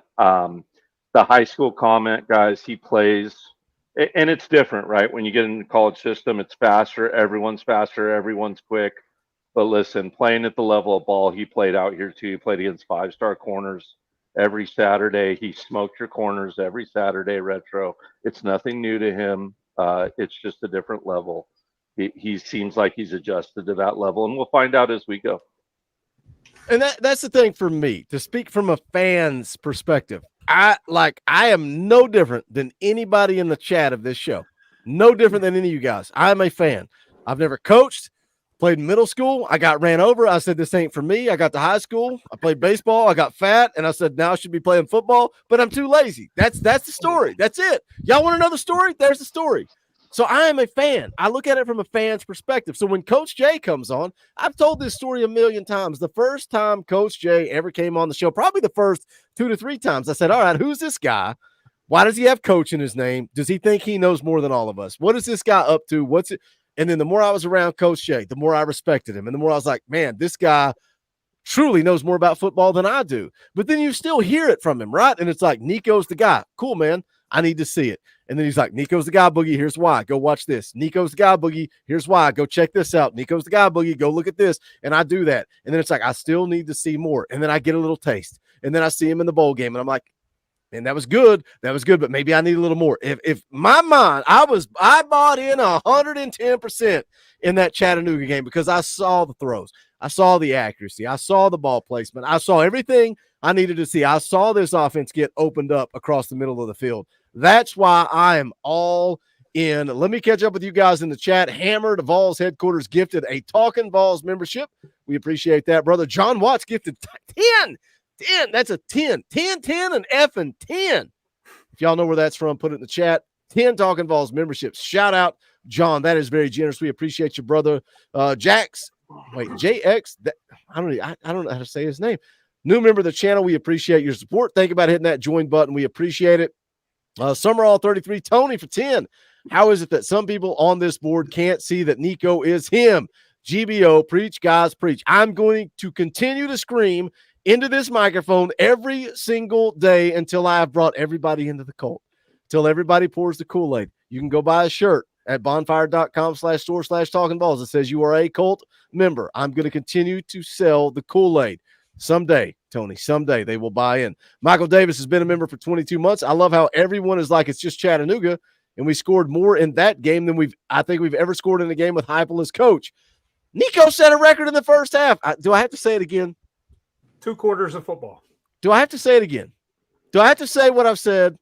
Coach Rice, do you know what I'm going to say? Can you guess? Coach Rice, can you guess what I'm going to say right now? I mean, Peyton Manning didn't even pass that much in the There you first go. Thanks, quarter. X. Well, I mean, Peyton I Manning was didn't gonna even get pass to that it. I was much. going to let you do your thing because I mean, they all played the same team. Just Hendon Hooker. I love Hendon Hooker. I think he's one of the top 5 best QBs ever to play Tennessee football. Right. Because, I mean, I personally saw that. I saw agree. Peyton Manning. I was young, but I did get to see it. I never got to see Heath Schuler. I never got to see the guys before that. I love Heath Schuler. But I think, I mean, I've seen film of Heath Yeah, Schuler. yeah. Nerd. I love watching all of that stuff. But Yeah, we got to watch the highlights, Coach. yeah, we got to see Yeah, no, I hear you. I hear you. so not knocking the 3 old guys on the panel, but hey, it is what it is. Nico, God, wow, the old guys. These I love y'all guys. These I'm just playing, these bro. 2 guys are gonna go. They're going varsity blues. What the heck's that? Heckin' I'm gonna go try to figure out how to watch that on the on the DVD. What's a DVD? Never heard of a DVD before. But hey, they all played the same teams. They've each played a Chattanooga. It may not have been Chattanooga, but they've each played a Chattanooga type team. And like last year, we didn't go out and dominate. I can't remember the team in 22 who we played that was kind of like Chattanooga. It was Austin P. UT Martin. Martin. Yeah. Hendon Hooker didn't put up just those crazy stats. Yes, we blew them out, but at the same time, it's worth noting that Nico did this in a half, y'all. In a half. It was never a question. But don't you guys just think too, like it was one game versus Iowa, and from a Tennessee fan perspective, I'm not talking about retro or James Bridger, or one of these guys' perspective. I'm talking about our perspective. As The Tennessee idiots. fans. Not even idiots. Just it's a way when you, like I said, the battered ball syndrome. It's a way to protect yourself from being hurt, right? Like if I put doubt on it, and if I prepare myself for something bad happening, I won't be as hurt. But I'm trying to dare you guys to take a step off that bridge. It's why I came out so hot and gave Dauber a little love fun at the end of the game, just for fun. Like, you want to change your opinion? Hey, let's jump on this damn boat. I think we got something, man. Let's have a little fun with it. Here's the thing, and I think this is a good way to put it. So, we've had a lot of quarterbacks come through the program. Quarterbacks that you can win games with. Quarterbacks you can win games with. They can get out there and run the offense. They can score points. I think Nico is a quarterback that you can win games because. Yeah, agreed. I think you look at the 2 games that he has played.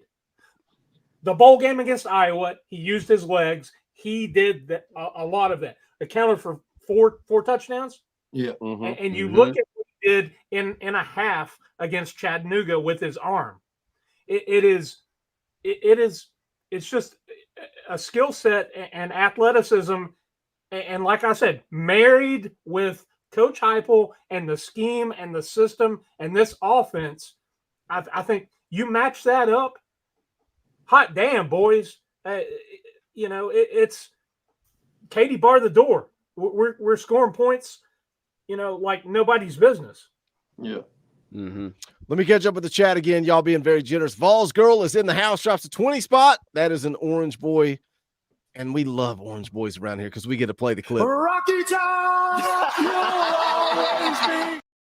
Vols Girl says, love you guys. GBO, baby. We appreciate it, Vols Girl. It is good. Vols Girl is she's a fall girl. She rolls in here during the season. When we're talking Cruton, she disappears. But it is good to have her back in the chat. We appreciate you. Ron the Don's been a member for 22 months. Says, this sexy tea beside, he said, this sexy tea beside my name is so awesome, even better while I'm chatting up. Join up.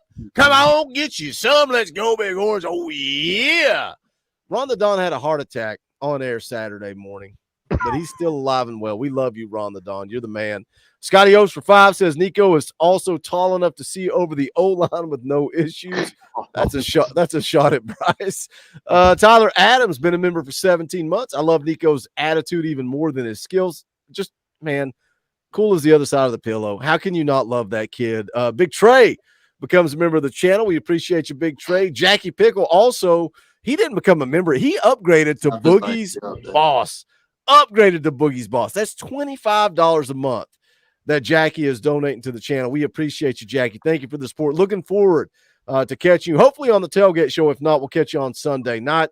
Lance for 2 says, Coach Jay, the GOAT, always speaking facts. I just wanted to bring up something really quick in a camp that I know Bryce and Nico both attended multiple times. They'd run this really cool drill. It was best of the best. It's not a camp so much. It's like an all-star tournament kind of thing. It takes place over about a week out here in Southern California called Best of the Best. And one thing that we do during those drills is we make those quarterbacks to be calm. In order to learn how to be calm, we make them only play with 3 offensive linemen against a 4-man rush. Oh, wow. For 3 5-minute periods. And it really helps slow them down, organize their offensive line, and then start to move fast through it. I swear to God, that drill works. I've seen several good quarterbacks come out of it and really learn how to slow down, take a breath, be calm, even when you're under duress.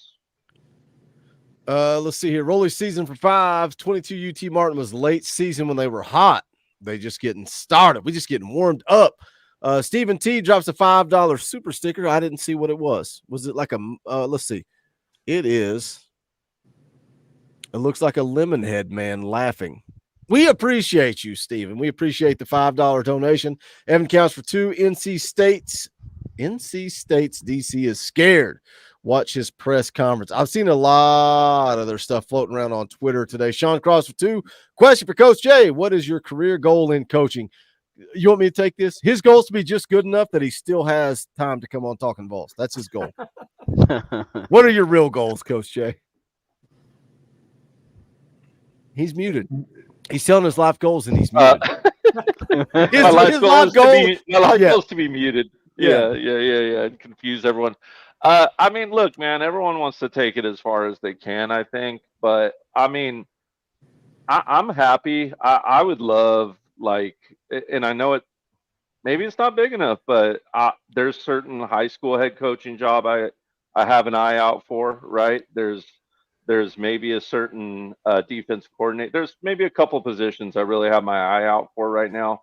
So that's what I'm trying to get to. But ultimately, I want to hit a really prominent Southern California D1, D2 school. Those usually can springboard you far. Sometimes into D2 head coaching jobs and that kind of thing. So I'm excited about it. But look, I'm really blessed. Like I have a great life. I'm able to do what I love. I've got a really great side hustle that helps, crush all my bills. And in a way, in a way, like sometimes you just have to realize what you got. And I'm so happy and blessed. And right now in life, I get to do what I love. I'm not worried about anything or wanting for anything. I got a pretty little wife that loves me, and I'm happy, man. And we were talking about you the other day, me and the wife, because it's like there is nobody that's in your corner other than your wife than me. I'm like, I hope I have a problem one day. I hope I have a problem and have to figure out how to replace Coach Jay, because I would love nothing more than him to go kill it, man, and live the dream and chase his dream. Because guess what? Coach Jay's still going to be sending me screen captures saying, "Hey, Boogie, did you see this?" And then I'm going to come on here and pretend that it's all my information, because that's what I do. Love Coach Jay, man. He's him, Coach Rice, Dauber, X, all these guys, man. Look, Talkin VAWLS is firing on all cylinders right now. I was just talking to JP the other day. JP texted me blasting somebody. He was insulting somebody. And then he went on to say how much he loves seeing the success of this channel. And I was telling him, man, we are the best we've ever been. We got people that contribute to this channel. I said, we've not, like, there was a time on this channel that there was a lot of drama, and we were always fighting and arguing, and maybe we cut out the cancer. I don't know. You can figure it out. But, like, I was like, man, me and Dauber, I don't think we've ever got along more now than ever. And Dauber's my dude, man. We were talking about this the other day, me and my wife. It's like when my mom died, and I've said this on air. Dauber was the first freaking dude standing on the front porch saying, "Here's some food, man. What can I do? I'm here for you, man." That is a friend for life. That's a friend that cares more about YouTube or drama or whatever, man. That's a friend. And I told JP, I said, Talkin VAWLS is the best it's ever been, man. We are off to the races. So I'm in Coach Jay's corner. I want Coach Jay to go chase his dream and succeed. If Coach Rice can go be the offensive coordinator for Lane Kiffin at Ole Miss, I'd be like, I hope you lose against Tennessee, but I got your back, man. I like all of you guys. I gotta tell you, if I make it as head coach out here, I dang near offer Coach Rice a job, but I've seen his political comments, and I don't know if he'd live out. I don't know if he'd make it out here. I don't know if he'd make it out in California. Like, wait, hold on a second. He might go on a rampage. He might go on a rampage. Love you, Coach Jay, man. Love you, Coach Jay. You can bring Rocky Top Tom in as the offensive line coach, and him and Coach Rice can be fighting each other on the sideline. Exactly. There you go. Now we're talking. God, man, you talk about loosening it up when I'm getting all serious and emotional, and Coach Jay just bringing the hammer. All right, let me catch up. Fido Productions for 5 since the chat game. Have any of you changed your season record prediction? I'm feeling more confident in mine. I went from 10-2 to 11-1, and I'm liking it. X. Still 10-2, but like I said, as the season goes on, it's probably going to change. But I'm still staying at 10-2. Dauber's the one we really need to hammer with this one. I'm 10-2 as well. It was just the two games that differed. Now the Oklahoma game, because he picked us to lose that game. I don't think we're going to lose that game. I want to see you. I get where Dauber's head is. I get where Dauber's head is on that game. I want to see it on the road at a big time. Opponent on their turf. Listen, my score prediction for last week was off. I hope my score prediction for this week is off. Yeah, I'll gladly be wrong. I want to. I'm not saying we don't go to Norman and win. I want to see it. That's true right there. I think 10-2 in the SEC. You get in at large. It's like what I said earlier in the beginning of the show. I've been saying even before the season started. It's playoff or bust, boys. It is like I said. This team is too talented on both sides of the ball to not make the playoffs. Like I know, like saying back in 22, Hendo Cinco looked at Josh Heisman and was like, "Hey man, let's go to Atlanta." Like, okay, all right, well, we'll see what happens. And then you've seen that kind of season now. And then, of course, we took a step back, with Joe. Yeah, throw another dart at the dartboard if you want to, but it is what it is. But this year, there's just no excuses. Absolutely just no excuses at all. It's playoffs or bust. Let me finish catching up with the chat. Then we're going to do our official predictions other than Coach Jay. He's going to keep his mouth shut. I had to get Coach Jay on here, man, because all the Nico talk, I was trying to save it for Friday, and I was like, nope. He said, I'm home. I was like, here's the link. Noah Compton becomes a member of the channel. We appreciate it. Guys, we're on a membership drive. If you like the content, the live streams, the bickering, the banter, what we bring to you guys on the Talkin VAWLS Network, think about hitting that join button. That's what gives us the opportunity to do this. So shout out Noah for becoming a member. We appreciate it. Scotty Oates for 5 says, if it's not the 247 crew, it's 100% here. Love this channel. Man, I almost hit up Ben McKee to come on tonight, but I didn't. So maybe we'll get Ben on here coming up soon. Don't give a shit upgraded his membership to Talkin Vols Gold. We appreciate you for upgrading. Big Trey drops a 20 spot. That's Orange Boy. Will play the clip. Rocky Top! Big Trey says the reason we constantly go back and make the unfair comparison to Joe is because they were on the same team last year. If it wasn't for the fact that Coach Heupel culture allows for it, we would have seen this last year.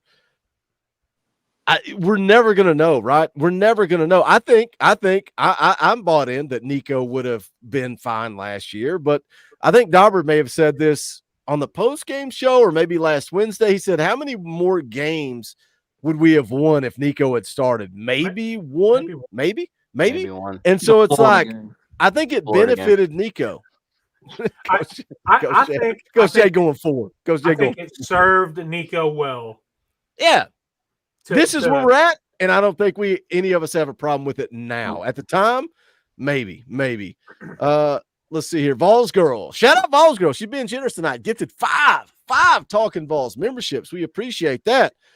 Jeff for 2, 56-17 Vols. Bet on it. I love that. Irish Smoky Vol gifted a Talkin Vols membership. Thank you for that. Scotty Oates becomes a member of the channel at Talkin Vols Gold. Thank you, Scotty. We appreciate it. Let's talk about this Tennessee NC State game. Coach Jay, if you want to sit and lurk, you can. If you want to bounce, you can. Whatever you want to do. If you want to bounce, you can. We'll catch up Friday, 10 a.m. The champ is here. Unfortunately, we don't get to do as many film breakdowns during the season, but that series is coming back. Will come back. It's coming back. Yeah. Have a good night, Coach Jay. We'll catch up Friday morning, See you, 10 a.m. Me and Coach Jay, Talkin Vols live. Tune in, get your coffee ready. Fido Productions for 5. Last question. If we beat every opponent going up to the Georgia game and the closest win was a 2-touchdown difference, do we beat Georgia? Dude, I've already said it. We beat Oklahoma. We beat Florida. We're beating Alabama. If we're undefeated against Georgia, there's no way I'm going to come on this channel and sit here and pick Georgia to beat Tennessee. Just not going to happen. Now, do I truly believe it? I don't know. We'll see how the season plays out. Yeah. I'm picking Tennessee. You got to say. That's what you got to say. You got to let the season play out because with injuries, football is a physical game. So, I mean, and it could go both ways. What if Carson Beck gets hurt? They're in a heap of trouble. Yeah. I mean, that's just how the season plays out. Do I want that to happen? No, because I want to beat Georgia at its best. But, I mean, it is what it is. Football's football. A couple of more here. Dakota gifted a Talkin Vols membership. We appreciate you, Dakota. Chase becomes a member of the channel, but he didn't. He upgraded to Talkin Vols Gold. We appreciate you guys. I say it all the time, and I know it probably gets old. It gets annoying. This show doesn't happen. I told this story the other day. My dad called me a couple of weeks ago, and he's like, son, what are you going to do when they stop supporting you? I said, Dad, I will go back and work a 9 to 5. I'm not too proud to go work a 9 to 5 to support my family. I did it for 22 years. Did it for a long time. I will go back and work a 9 to 5, but I'm blessed. I'm fortunate that you guys support what we do, and I get to come on here and talk Tennessee football every day. And a big chunk of that is the memberships because you guys support us during the off season when things are a little bit slower. Look, it's easy. It is easy when we're coming on here and doing post-game shows. We got 1,000 people watching. But it's you guys that rock with us, you memberships that ride with us in the offseason. I'm grateful. Dakota gifted a Talkin Vols membership. Shout out Dakota. Backwood says, Boogie, I'm back. Thanks to Vols Girl. Well, shout out to Vols Girl. Don't give a shit. Also gifted a Talkin Vols membership. We appreciate you. Lance says, we'll never leave you, Boogie. I hope so, man. I hope so. A lot of people turn against me when I voice my opinion and I yell at people in the chat. But you guys are riding with us. I meant to throw a dig at Coach Jay before he left. Go play your game, Coach Jay. Coach Rice, we got 400 people watching live, and Coach Rice is like, "Get up here! I got to go play the dynasty, man, dude." Oh man, we got to get that thing rolling. If you want to be a part of the Talkin Vols dynasty, that link's in the description too, man. You can come on, go head to head with Coach Rice. He cheats. If you want a straight up opponent, when you play me. When you play me, I'll punt on 4th down. I'll kick extra points. Coach Rice is going to go for 2. He's 4th and 27 from his own 3. He's going to throw the rock. He's a cheater. I've not played Dauber yet. Have you played a user yet, Dauber? Yeah. You have? Well, it was that game that got screwed up and I got the forfeit. But we went back and he hammered me. I'm horrible. So. Are you really? But how many games have you lost? Any games? Yeah, I've lost to the computer 3 times. Oh my gosh, you were terrible. I've not been keeping up with it. I've not been paying attention to what you were doing down there. That's hilarious. That is hilarious. Funny. Yeah, that's because I'm down there. Now, as far as me, like I said, I've been playing a lot, obviously, but like I said I play Ultimate Team. Like I said, I love building. Like I said, I got Ray Lewis on the squad with, like I say, Nico, Squirrel White. Basically, you get to build your fantasy team. Basically, that's what Ultimate Team is. But that's what I've been running. So that's those young guys. I'm not a fan of that. I don't. I just play. Actually, all I do is play on Tuesday nights in the Dynasty. Well, like all I never play is online. I play head-to-head online, and then the Dynasty. I don't play Road to Glory. I don't play Mutt Team. I mean, I've just never, even on Madden, I never was into that. I just play online and play online tournaments, and I mean that's really all I've ever done. Oh yeah, I mean it's kind of just like a what if factor, you know. Like I said, I mean I got Ray Lewis on my squad. I mean, and then like I say, you can go get like Clowney, have Clowney come play on your team, like all the legends basically, like Joe Burrow, have Joe Burrow as quarterback for the Vols. It's kind of like a what if factor, so it's pretty cool. You got your boy Butch Jones coaching it, X? No, I do not. Wait, but from your losing record, it sounds like you do. Wait, this is X's advice. This is X's advice to Dauber. And you have to not lose the game before you can ever win the game. X won that one. X was winning. Drink up, Dauber. Drink up. Yeah, X was winning right there. He fired that one off real quick. Lance gifted a Talkin VAWLS membership. We appreciate you, brother. BM McCart becomes a member of the channel. Thank you for that. Good old Nate Pruitt. He's upgrading. No, he's not upgrading. He's renewing his membership. Talkin VAWLS Elite. God bless and go Vols, Nate. It's always good to see you in the chat. Can we talk about this NC State game? Good Lord, we have gone off the rails. I told my wife, hour and a half. She's like, all right, I'll see you in 4 hours. Hey, like, I can't. Truth is truth, man. We talking football. She's like, it's not the fact that you stay live. It's the fact that y'all sit down there like women and talk for an hour after the show. She said, that's the problem. Let's talk about this NC State game a little bit. Coming up Saturday, 7:30 kickoff. NC State coming off the 38-21 win over Western Carolina. They trailed 21-17 heading into the fourth. So everybody that's saying it's just Chattanooga. On the flip side, NC State struggled with Western Carolina. Let's I'm going to do this real quick. These are kind of like the highlights of Heupel's press conference. I'm going to jam through these real quick. It's been a part of our offense. Last year, we weren't as efficient in the middle of the field as we wanted to be. Had a good start to it this past week. There's a lot of things within the structure of what we're doing offensively that we can be better at too. Guys had an opportunity to watch it with their coaches today, and we got to make improvements. Young quarterback, going to continue to get better. I thought he was extremely accurate, had his eyes in the right spot.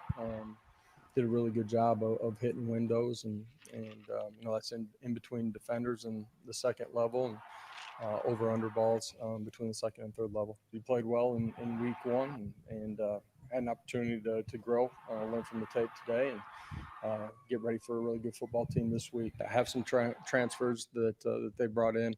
All three levels of their defense playing together is a big part of the picks in their zone coverage, dropping out, making the windows tough. And then in their pressure, applying pressure to the quarterback, getting home, and making it uncomfortable for them. A bunch of guys that played up front will continue to rotate as we go. I thought they all played extremely hard, did a good job destructing blocks. There's some things that we got to get better at, but effort and technique for the most part was really good. One of the strengths of that unit is the ability to play multiple guys, so you're fresh up front. And I thought our second level did a really nice job playing physical and playing downhill too. I wasn't surprised by the way that they ran the football. Each of them have a different story as far as their progress physically. A couple guys that had off-season surgery. But throughout the course of training camp, as they worked themselves back into playing football and playing shape, felt like they were executing those things that we wanted them to fundamentally at the end of the runs. There's some things that they got a chance to grow from here, watching the film, but excited about the way that group played as a whole. I've said it before, but as we've had to navigate our roster, build our roster back from when I first got here, while taking some deductions, this is certainly the deepest that we've been, and we're close God, to that being at fires full me strength. up. Not quite there yet, but this will be the last year that we're a little bit thin. But as a whole, just the development and the body types, athleticism that we have, this definitely is the deepest that we've been. Everybody faces the same challenge. As a competitor, you can live in what everybody's talking about last week. The reality is you're only as good as your Sorry, next Coach. performance. So Sorry, Coach. prepare, practice the right way, and get ready to go play. Sorry, Coach. That's another dude who knows a little something about playing quarterback. That was fast. Given some pretty good commentary about what he saw. Eyes where they're supposed to be, making the right reads, putting the ball in the window where it needs to be. These are the things. These are the reasons why it's not what Nico did or who Nico did it against. It's how he did it. Exactly.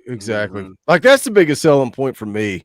Like, when all these guys are saying that, all these the guys that have played the game at an elite level. Let me catch up Ben Gaylor for 5. I got to say, Boogie, you really are one of the most humble humans I know. Thank you for being you. Also, my prediction is Nico throws for 350, Vols 52-24. I appreciate that, Ben, because people tell me pretty much every day that I'm an arrogant prick. So I appreciate you for seeing through the narrative. So thank you for the super chat. We appreciate the support. Jonah Hudson becomes a member of the channel. Shout out, Jonah. We appreciate that. Sean Cross for 5. Boogie 0-5. It's not going to last, brother. 10-10 is the goal. Still tipping 25 until I reach the goal. Awesome channel, my man. Going to bed. Have a good night, Sean. And I will see you Tuesday night. I'm having some fun games. I thought he had me.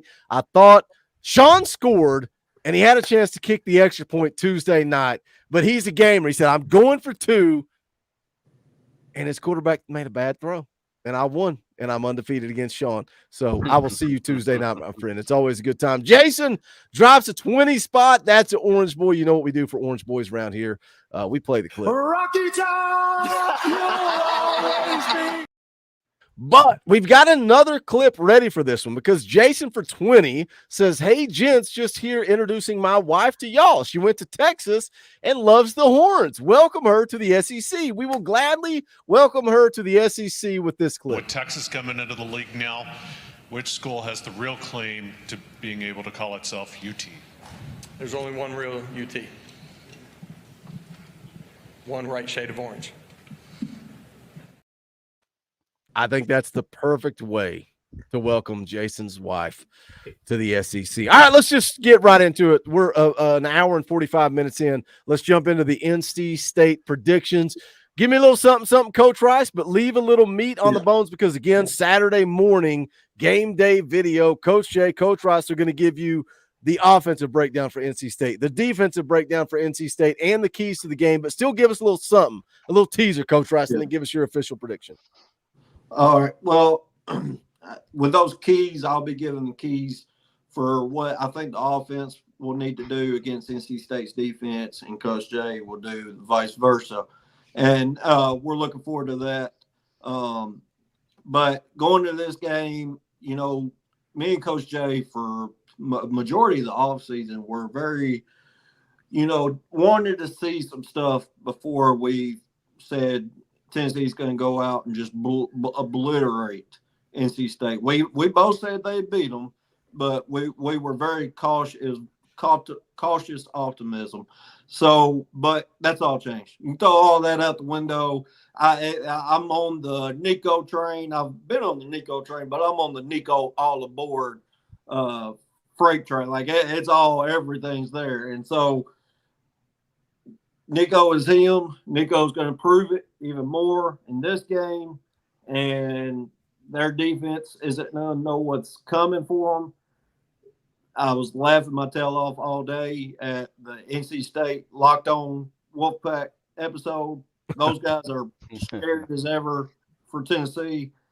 It's just Tennessee is going to show the nation what all these guys are saying. They're a college football playoff contender. They have a Heisman QB. It's like Josh Payton said, it's not next year, it's this year. You better get ready to watch it. I think Tennessee's going to handle them. I think they're going to start out quick. I'm going to steal what's his name, Ben's score from earlier, 52-24. Oh my gosh. A guy that needed to see more is dropping a 52-24. What do you got, X? All right. So basically, like what Coach just said, I mean, yeah, just based off the Chattanooga game, with our fast-paced offense, man, it's even Dauber said this. Look, it's that this offense is going to be a lot better than what it was in 22. It's going to be a lot better, a lot more efficient. I mean, you seen, like I said on last Saturday, how Nico was in much control of the offense, and even I was texting one of my best friends, and he even said that Nico has a way better control tempo of this offense. Of course, not taking a shot at Hendon Hooker than when Hendo did. So, but yeah, and I also think that Dylan Sampson, he's going to rush for 200 plus yards easy. But I say he's a dog too. He's definitely going to be our number one running back. And I know we haven't talked about it much. And like I said, again, I know it's Chattanooga. I get it. But as far as the wide receiver core, man, how about Dante Thornton, man? Like I've said it. Like I hope that this is going to be his breakout year. Like just and it looked like he was having fun out there. Like when Nico was hitting him in stride. All the touchdown scores he was getting, like he looked like he was balling out. I really hope that, because him and Nico got that chemistry. So I really hope Dante Thornton has a breakout year. Chris Brazzell, Brew, we all know what they're going to do. Squirrel, what we know what he's going to do. But yeah, NC State's defense, man, they don't know what's coming. And what you said earlier, Boog, I think James Pierce is going to be unleashed in this game, absolutely, for defense. So with all that being said, give me 54-17 balls. And I want to say one more last thing. The score I said, 52-24, 13 of those points come in garbage time when we got the third teamers in. It'll be 45-10 at the end of the third quarter. Goodness gracious, I love it. Fido Productions for 5. Just happy to have a Vol dedicated channel that gives opinions and accurate information versus the other 95%. We appreciate that, Fido. There's a lot of fakes and pretenders, copycats, mimics, clowns and backstabbers, idiots, some might say. I'm trying not to cuss. I'm not going to cuss. We appreciate you tuning in to us, Fido Productions. We appreciate it. Evan counts for 50. Oh, that's a pink boy. That's the top donation of the night. We'll play the clip. Money isn't everything. It's the only thing. And everyone has a price for the $1 Million Man. Shout out Evan Counts. $50 ain't cheap. We appreciate that. Very generous super chat. Boogie, take a Saturday off and take the fam to another game. You deserve it, man. Maybe you can get a couple of Cokes with this 50 from Augusta, Georgia. Love all y'all, Vol fam. It's lonely here in Augusta, Georgia. My best friend actually lives in Martinez, Georgia, right outside of Augusta. I went down and stayed with him a couple of years ago. Maybe if I get down there, I need to get down there and see Adam. I'm not seeing Adam in a while. I need to come hang out with him. Maybe if I do, man, me and you can get together, Evan, have us a cold beer down there in Martinez. Or he doesn't like Augusta either. He hates it, especially when the Masters comes to town. But we appreciate the 50 spot. No game for me this year. What I am doing, I am taking the family of all games, of all teams. We're going over to Boone, North Carolina to see Georgia State play App State of all teams. And guess what? App State's going to get that sweet, sweet revenge for me, and I can't wait for it. But App State's playing Georgia State during the bye week. I just couldn't make it work for a Tennessee game this year. Look, some of us got to work. I know everybody says I'm a cheapskate and I get all this money, and somebody said on Twitter today that I was wealthy. I was like, dude, good Lord, you've not seen my bank account. It's very weird how somebody that doesn't follow me on Twitter or know who I am wants to tell me what my bank account looks like. That's very, very weird, very strange. But anyway, I digress. We appreciate the super chat, Evan. Looking forward to getting over to Boone, catching that App State game. Dauber, the floor is yours. What's your prediction? All right. I've gone back and forth, man. I think that I think you're going to see NC State come out and play better than they did last week. You know, they've got a lot to prove. That, you know, they were first game jitters. You know, just sleepwalking through I don't know if you can call it a trap game, but that, you know, looking ahead to week 2 against Tennessee. They didn't come out and play like they could have. I do think that, you know, my first thoughts, Tennessee was going to win. You know, I do think Tennessee wins this ball game. I was leaning towards like 38-17. But the more I've thought about it, the more that I've listened all week to the national media, to all of these people talk about Nico and talk about how he plays the game. I think he's going to come out in a primetime game, 7:30 Saturday night, you know, and put on a show and show everybody that missed last week, everybody that missed the bowl game. Preach, Dauber. I think he's going to come out. I think he's going to put on a display of playing the position of quarterback, and I think they're going to roll. I think it's going to be. Let me hear it, Dauber. I'm going 48-14. Hey, Lord have mercy. Listen, I love it. I think you didn't see a lot from this defense either. You know, James Pierce. That's what we've seen. Oh, was he hurt? Where was he? They held him back. That you know, Coach Jay talked about it. Coach Jay talked about it. He was playing, you know, assignment. He was playing, you know. He played 10 snaps. 10 snaps. Right. This defense has not been unleashed.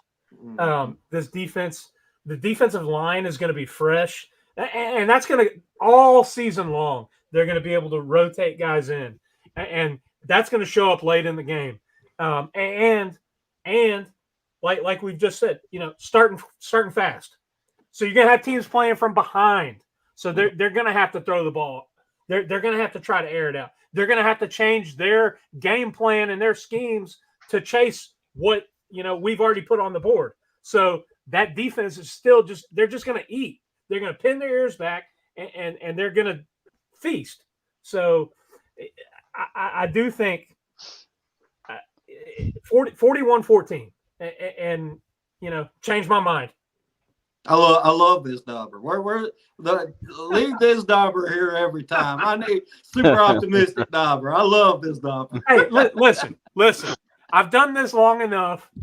I'll tell you go back and watch a couple of years ago my picks. My no. Made with orange lenses on, and I was a homer, and I'm trying to do these a little bit more, you know, with the reality. Yeah, reality check. Think about it, but man, when you look at the facts, I just this team is good, and it's across the board. A couple weeks ago, before the season, when we ran through the position groups, and like Josh Heupel just said in his media time this week, the depth that this team has, it's unlike it's been since he's been there. Yes. To quote Boogie's big statement about me, Coach Heupel's been cheesing all offseason. He's been cheesing all offseason because he knows how good this team is. He knows what they're capable of. He knows that they haven't shown anything to the national media, to all the fans. He knows they're fixing to come out and explode and show the nation that Tennessee is back. Tennessee is a sleeping giant that's woken up, that, hey, we're here to stay and we're fixing to do our thing. This comment's hilarious. Matt Marr says, so what's Coach Jay's bets this week? I need them. I'm tired of losing money. I don't know if Coach Jay's still in the chat. If not, I may text him after this. Should we do a Coach Jay betting segment on Friday mornings? Because I tried to get him to make a video, and he's like, I ain't doing that, Boogie. But maybe I can drag him through the mud. Maybe we can do a betting segment, Coach Jay's bets on Friday morning. That sounds like I fun to love me. it. We I also love got a super chat from Joseph Ayers for 2. I'm late, but I'm here. He says, Dopey. He said, Dopey, Boogie. Dopey. Appreciate you, Joseph. Thank you for the super chat. All right. I'm the last one to pick. So hold on. Darby, did you write them down? Yeah. So Coach Rice says 52-24. that's a blowout. I can't do math. That's a blowout. X Factor. 54-17. That's a blowout. Dauber said 48-14. that's a blowout. So all 3 of y'all are saying blowout. Tennessee is favored by 7.5. I'm going and to all 3 of these guys are saying that Tennessee is going to absolutely blow the doors off of NC State. The line opened at 4.5, and within a week, it shifted to 7.5. The over-under is at 60.5. ESPN FPI, 88%. Like, one of the things that I'm excited about this week is getting Ricky Gibson back. I think that's going to help this secondary. Yeah. I think he would have played, and Coach Ibo kind of alluded to that in his press conference. If we were playing NC State last week, Ricky Gibson would have 100% played. He said some other guys too. I think Mike Matthews and Braylon Staley probably lumped in there as well. Look, Grayson McCall, he did not look great last week against Western Carolina. He still threw for 300 yards, 3 touchdowns, had an interception. In 4 years at Coastal Carolina, had 88 touchdowns to 14 interceptions. But guess what? As Sunbelt Billy is discovering, this ain't the Sunbelt, son. You're stepping up to the SEC. Is Grayson McCall ready for that jump? I don't think so. They do have some talent. Kevin Concepcion, 9 catches, 121 yards, 3 touchdowns a week ago against Western Carolina. Last year, 800 yards receiving, 300 yards rushing. Heupel talked about Kevin Concepcion in his press conference, said he's got elite speed, really good hands. They do a good job moving him around, finding space for him to operate, strong and explosive, have to know where he's at on the field at all times. I'm going to ask this to Coach Jay on Friday morning. What is your defensive plan for a guy like Concepcion? Do they get Boo Carter, who's probably going to be starting at the start? Do they get Boo Carter, just kind of follow him around, whether he's in the backfield, the slot, split out wide? Does Boo Carter just track down Concepcion all day? That's something to keep an eye on. This defense, they run a 3-3-5 defense. Coach Rice, how do you attack that? How do you attack that? Outside you run that tackle. outside zone, and that's going to work. Outside tackle and quick hot routes in between the hashes. It's going to work, but this defense, look, they got a pretty good secondary. Last year, they led the ACC in interceptions. They brought some transfers in. All 3 levels play complementary football. They also bring pressure. They try to mix things up, disguise things. They may bring 7. They may drop 9. You never know what they're going to do. That's what this defense wants to do. They want to try to create confusion for you. Can they do that? Can they create confusion when Tennessee's going fast? And I know everybody's sharing the clip about the guy that plays defense for NC State saying, oh, we're ready. Our scout team goes pretty quick. Good luck. Good luck. Yeah. Seeing if they go as quick as Tennessee does on Saturday. All of that said, Josh Pate picked the Vols by double digits. J.D. Piquel picked the Vols 31-23. All of my co-hosts saying Vols by 50. Boogie, what do you think? I've been saying all offseason this is a 2-score game. Nico is him. I'm not quite as confident as some of my co-hosts, but I'm going 42-17. It's a blowout. We take another step. And everybody in the chat, not everybody, some of y'all believe, a lot of people in the chat are going to move the goalpost, and they're going to say it was just NC State. And then we're going to go beat the brakes off of Kent State. And then it's going to be the Oklahoma game, and they're going to want to see it. And Nico's going to go take care of Oklahoma. And then they're going to say, well, they're not really an SEC team. They just got here. So we need to see him beat Florida. And then he's going to beat Florida. And then it's Alabama. Then he's going to beat Alabama. And then it's Georgia. And what's going to happen? What's going to happen when Tennessee goes to Georgia and they are undefeated? I cannot wait to see it. That's going to do it for tonight, Wednesday night. What a great stream, man. It was fun to get Coach Jay on here. I had to. I try to save him for Fridays, keep him off the show. That way the Friday morning show is fresh. Still got some fun things for him coming up on Friday. I saw him in the chat. He's ready for Coach Jay's betting odds coming up on Friday. So make sure you guys tune into that. Do us a favor. If you've not done it, hit the thumbs up. That's quick, free, and easy. It helps the channel. We would greatly appreciate it. If you're watching this on the rewatch, hit that GBO. Don't complain. Don't complain that I play 4 minutes of intros.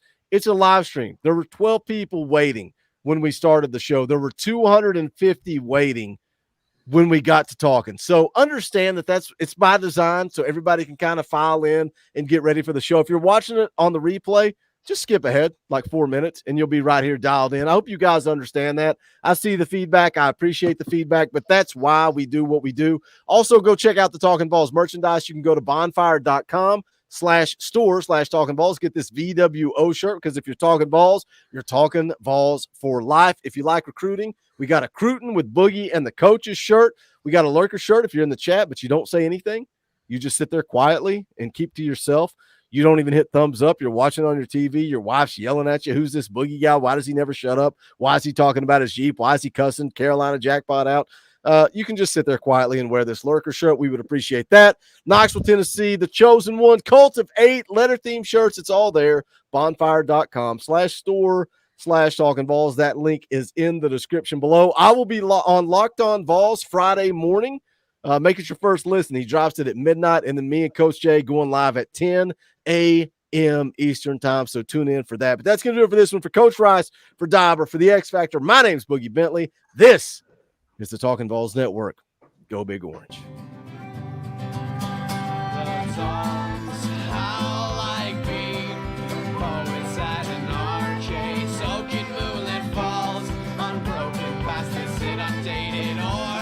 That we call home, and it's night and I'm alone and